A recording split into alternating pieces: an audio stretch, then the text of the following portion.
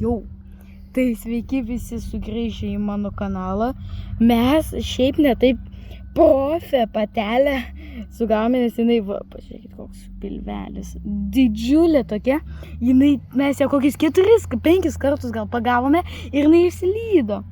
Ir ačiū Dieve, su mano pagalba ir su mano komandos mes pagavom. Žodžiu, patelės yra tokios, žinote, rudai pilkos, o poravimosi sezonu patinai turi pusę žalio kūno.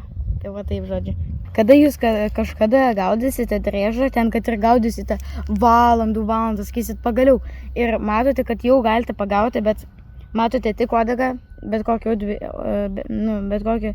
skirtumų vis tiek negaudykite, nes uodega jam gali nukristi, jinai po to ataugs, bet labai sunkiai ten negražiai atrodys ir jam bus žymiai mažiau šansų išgyventi. Nes negalės numesti, grobiai, pavyzdžiui, negalės šokti į uodegą ir vietoj to driežas pabėgs, nes jisai uodegos nebeturės dėl to. What? Bro, what are you talking about, man? Geriau gaudyti už kūną, o geriausiai iš viso negaudyti. Na, o mes jums kad parodyti. Kūnas. Ei, nu, chill, bro, chill. Žodžiu, va tokia patelė. Taip, kol kas tik tiek ir iki kito kartelio.